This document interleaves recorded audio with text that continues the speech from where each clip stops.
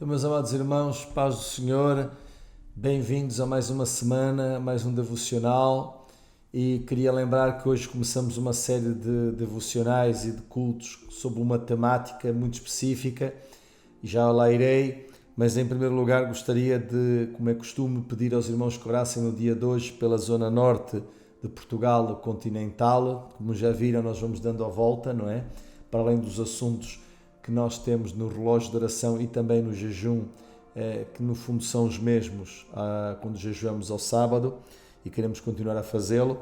Em relação à leitura bíblica, gostaria que hoje, uma vez que é o início deste trajeto, lermos Isaías 28 e o tema da nossa meditação, o tema geral, que vai ser para todas as demais mensagens, é Desfasados com a Realidade. Hoje, o nosso subtema é Rebelião de embriagados, e já vão perceber porquê. Capítulo 28 de Isaías, vamos ler apenas o verso 1, que diz assim a palavra do Senhor: Ai da coroa da soberba dos bêbados, de Efraim, cujo glorioso ornamento é como flor que cai, que está sobre a cabeça do fértil vale dos vencidos do vinho. Até aqui a palavra do Senhor, meus amados irmãos. Em primeiro lugar, vai ser necessário de vez em quando ir reportando isto à medida que os dias vão passando, mas aqui Efraim é o mesmo que dizer Israel, ou seja, o Israel dividido por esta altura, o Efraim e o Israel é a parte norte, ou seja, as 10 tribos. Quero lembrar que a parte sul do reino, quando houve a divisão de Israel em duas partes, nós, portanto, vemos que a parte sul ocupava duas tribos, que é Benjamim e Judá, embora o nome do reino era Reino do Sul e Reino de Judá, e é onde estaria Jerusalém. E, portanto, sobre estes dois reinos divididos vai incidir os nossos devocionais, mas este primeiro fala objetivamente da parte norte, da parte que estava em pior estado, ou que a maioria dos seus reis foram maus e que não tem a ver diretamente com a promessa messiânica que iremos dar devida nota adiante.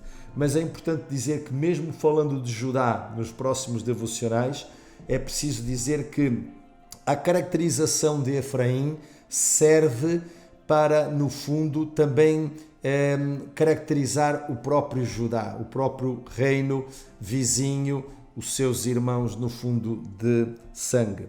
Bom, então, se nós lermos esta profecia de Isaías, nós vamos andar um pouco à volta do capítulo 28 e do capítulo 29, mas é importante dizer, se lermos 2 de Reis, capítulo 17, verso 1 a 5, nós vamos observar que nessa altura o Império Assírio já dominava boa parte das nações ali na Palestina, e que o reino de Israel já estava debaixo da sua tutela, que era o reino vassalo do norte de Israel, das 10 tribos, e que o rei na altura era Oseias, não confundir com o profeta Oseias. E, portanto, procurou nesta ocasião, não foi a única, Oseias procurou revoltar-se com a potência ocupante. É preciso, já agora, fazer aqui uma primeira ponte com a nossa situação atual. É importante que nenhum de nós, não tendo as vantagens de outrora, nós não nos revoltemos contra o sistema. Por vezes, nós temos que dar 2 passos atrás para daqui adiante podermos voltar a dar 3 para frente. Bom, e era este o caso. Tantas vezes Deus procurou conduzir o seu povo, e era este o caso, a submeter, veja só, as potências estrangeiras, quando não havia outra alternativa, quando não havia melhor alternativa, como acontece connosco nestes últimos tempos, eu acabei de dizer há pouco. Bom, o que é que ele vai fazer? Oseias acha que resolve o problema contra uma potência poderosa, um dos grandes impérios da antiguidade, vai recorrer a uma coligação com o Egito. E o que isto vai resultar, vai precipitar que o reino do norte, que já era um reino fragilizado e vassalo do reino da Síria, será devastado e haverá a tal deportação, a primeira do povo para fora do seu território. O que é que vai acontecer? O povo vai ser, na sua maioria, tirado da sua terra, levado em cativeiro e será introduzido na terra de Israel a norte, sobretudo na sua capital, Samaria, como ouvimos dizer ontem na escola dominical, vai ser introduzida uma horda de colonos pagãos. E é por isso que quando chegamos ao Novo Testamento há da parte sul de Israel um olhar menos bom para com Samaria, para com os samaritanos, porque eles eram considerados não verdadeiros israelitas, mas uma mistura de gente. Bom, adiante. Quero dizer aos amados irmãos que sem os verdadeiros servos de Deus, Isaías foi este homem que falou nesta ocasião, sem os verdadeiros servos de Deus, quando nós estamos sob pressão, nós não tomamos as decisões da melhor maneira, ou seja, elas não são bem pensadas, elas não são bem dirigidas.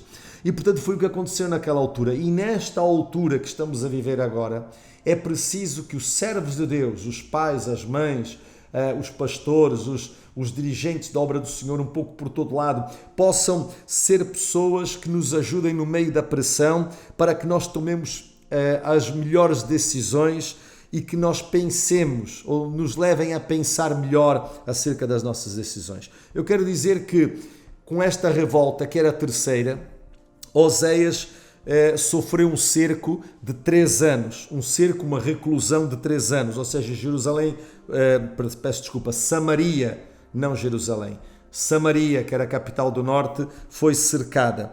E essa decisão foi baseada nas opiniões de técnicos religiosos e maus decisores políticos como Oséias. Ora, hoje, felizmente, no nosso tempo, nós nos podemos apoiar nos conselhos dos técnicos e nas decisões dos políticos. Veja o que é que eu disse acerca de um caso e acerca do outro. Cada um tem o seu lugar e, portanto, os técnicos aconselham, os políticos decidem. Eu acho que é assim que devem as coisas funcionar, com certeza. E, portanto, sem que isso faça-nos esquecer que, acima de tudo, a opinião do Senhor está acima de qualquer outra. Bom, há da parte de Deus uma desaprovação para com Oséias, para com o Reino do Norte, enviando Isaías, procurando evitar a catástrofe. O que é que o Senhor vem dizer? Vem dizer que os políticos e os líderes estão a oferecer conselhos dignos de bêbados, de um bando de bêbados, apoiados e pressionados pelo povo.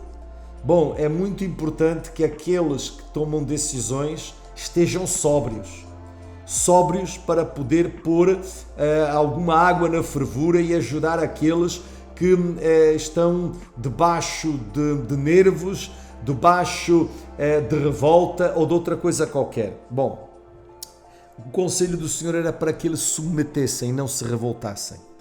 E o nosso conselho é para nós nos submetermos àquilo que foge um pouco ao habitual do que nós nos revoltarmos. Não vai nos levar a lado nenhum e o caos será grande. É muito perigoso quando quem decide está fora da realidade. Por isso, a metáfora dos bêbados. Por qualquer razão, não só é inseguro, como pode ser presa fácil de uma opinião generalizada que apenas vê o seu interesse imediato. E nós não podemos pensar apenas no agora, temos que pensar no futuro. E não estou a falar da eternidade, estou a falar dos próximos tempos. E por isso também este plano que nos foi apresentado pelo Governo da República e regional também é importante porque nos permite ir retomando aos poucos aquilo que era o máximo possível da nossa realidade. Apesar de uma beleza, porque diz o texto, Efraim, cujo glorioso ornamento é como flor que cai, que está sobre a cabeça do fértil vale. Portanto, um lugar que tinha a sua beleza e tinha a sua abundância, mas que é um vale vencido de vinho. E por isso diz lá que é a coroa da soberba dos bêbados de Efraim. Os bêbados, a coroa fala dos que estão a chefiar, eram bêbados. Portanto, o que é que está aqui a dizer no fundo? A beleza que alimentava o ego, a confiança deles, sendo ao mesmo tempo a sua maior fraqueza pela alienação, que é a embriaguez, e neste caso é simbólica, provoca. Os excessos levavam o quê? Se vocês lerem do verso 2 ao 8, diz que levavam eles a cambalear como bêbados e por fim a vomitar. Peço desculpa, mas muitas vezes quem está debaixo de um excesso de álcool, muitas das vezes acaba por vomitar.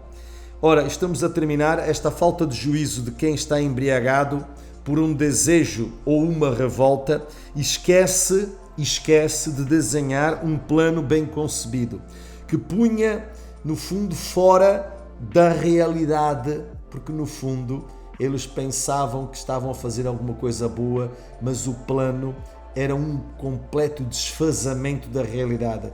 Era uma completa falta de cálculo do inimigo que estavam a enfrentar. Meus irmãos, meus amigos, o nosso inimigo é invisível, que estamos a enfrentar, e é preciso que nós façamos bem os cálculos, sobretudo confiando no Senhor. Todos temos que nos mobilizar, e vou terminar, mas para uma alternativa positiva, que ofereça boas perspectivas e não como aquilo que estamos a descrever, estando bem sóbrios espiritualmente. Aliás, a palavra do Senhor diz isto, que devemos estar sóbrios. O Velho Testamento aconselha diversas vezes a nós estarmos sóbrios espiritualmente. Que Deus possa abençoar a todos. Uma boa tarde aos amados irmãos.